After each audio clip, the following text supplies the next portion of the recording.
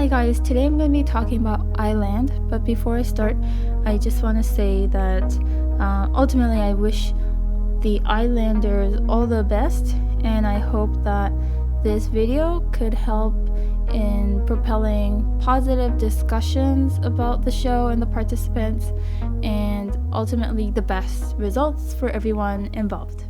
And so when everyone heard that Big Hit Entertainment, which is obviously the music label of BTS and TXT, that they were forming a partnership with CJ and creating a company called bilingual Lab, everyone was very curious about what they're going to do. iland is the brainchild of bilingual Lab, and it is reported that they spent 3 years conceptualizing this project and a total of 20 billion won, which translates to about 16 million US dollars based on today's exchange rate.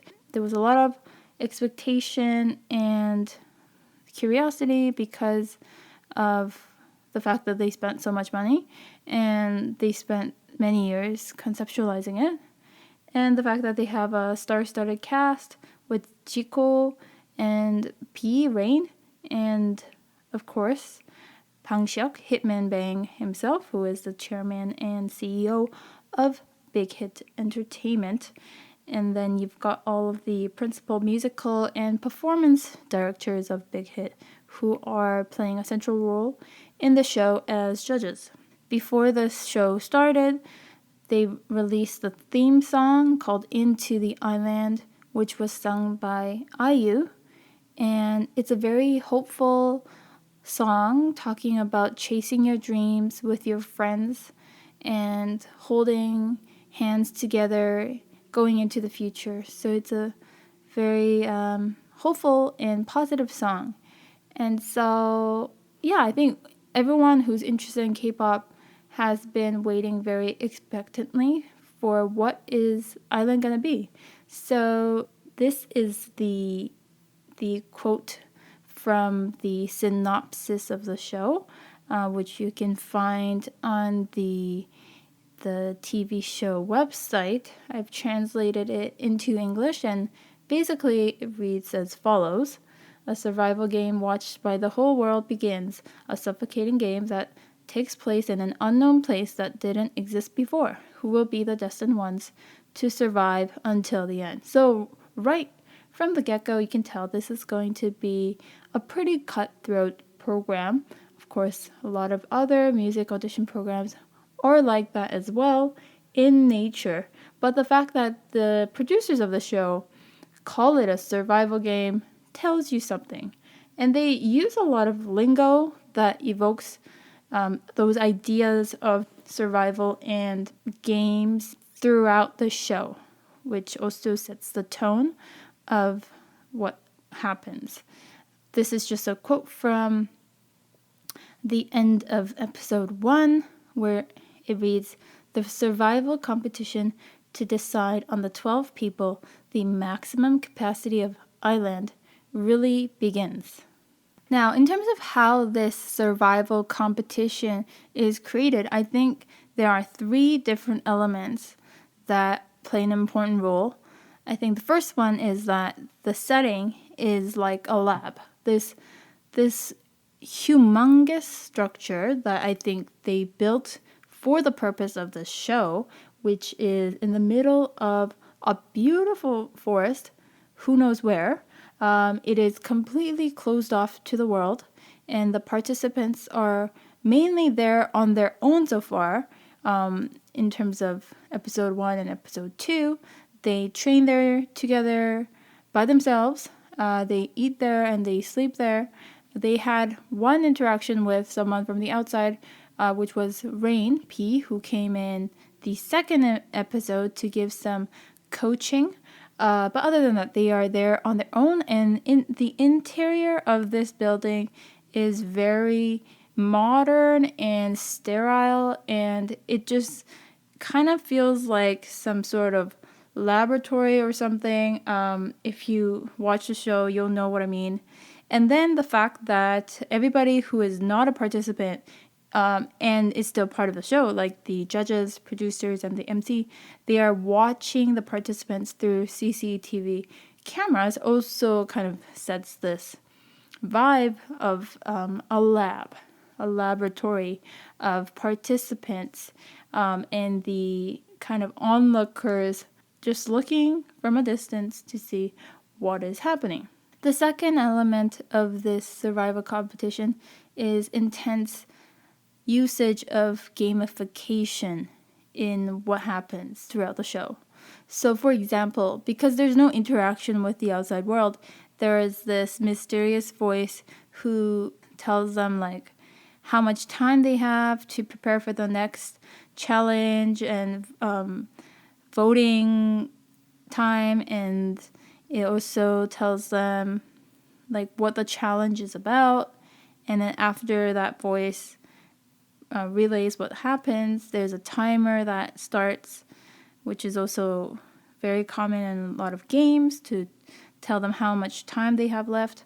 All of the participants have been photographed to look like game players, and this is used in two main ways that I've observed. One is that these photos are displayed in this display screen on the wall, and then also used when the participants have to go into the voting room and decide who gets eliminated. So I think using gamification intensifies this idea of a survival competition. And thirdly, apart from the setting and gamification, the voting process also creates this intensive competition mood. Why is that? Because unlike past audition programs, and this one, the participants actually get to vote who gets to stay and who should leave.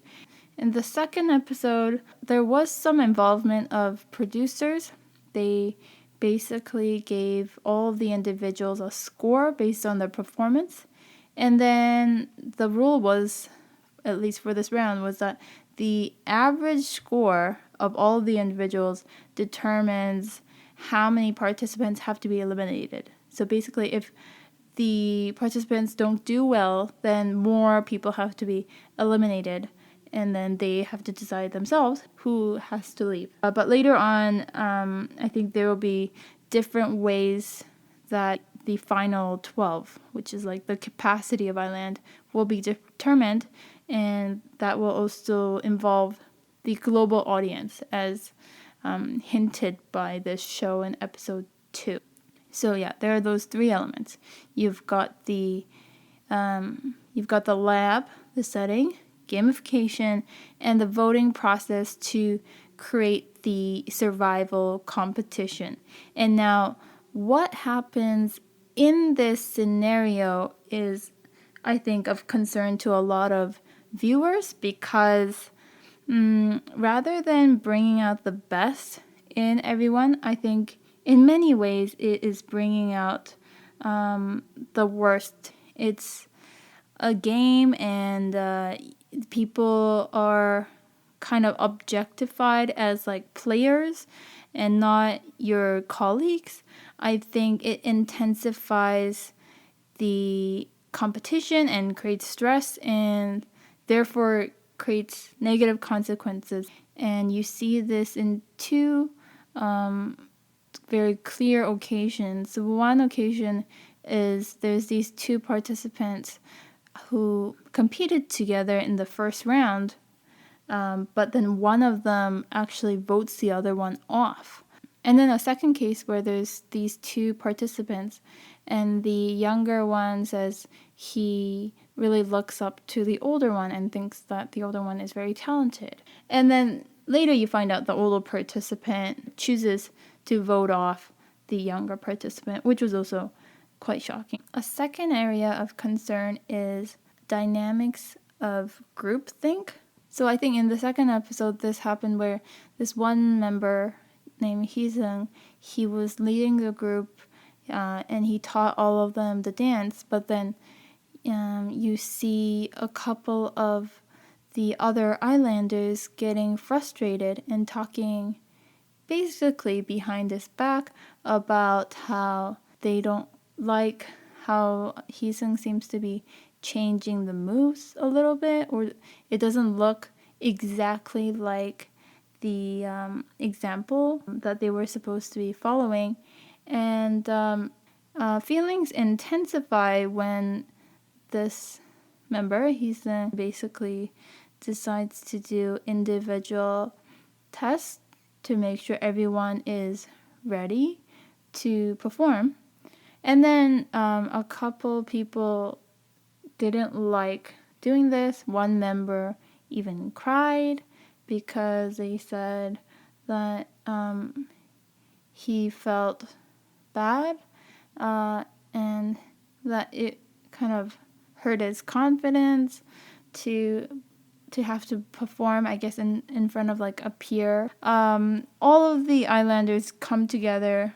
They talk to Heesung, and then basically what happens is Heesung was supposed to take the first position, but then because Heesung kind of senses that everyone doesn't like him, he kind of suggests that he never wanted to be the person to take the number one part. The rest of the group then kind of decides, without even voting, to allow this other islander named Nikki to take the first part. And then you see he's feeling very isolated. At one point he goes to this one area in iland, and you can see him just sitting there, and nobody comes to console him at all. And so you can see clearly he has been outed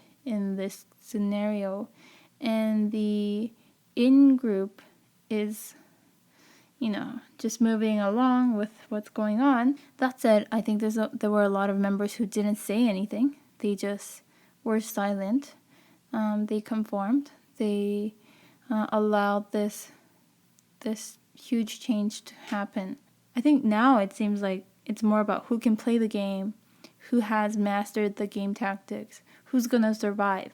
It feels like the Hunger Games, as some of you have indicated in the comment section of iland videos. And I think all of us who watch this show, who are fans of K-pop groups, ultimately what we want is we want the people who deserve to be there to be there. We want the participants to be able to use this opportunity to improve their skills, and then ultimately, that the show produces a well-rounded team, and there's like healthy, friendly competition that allows everybody to be better, everyone to grow.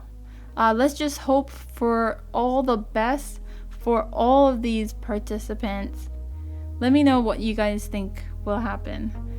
And if you're watching this after episode 3, please tell us that you are in a better place. Okay, guys, that's it for today. I'll see you guys next time. Okay, bye.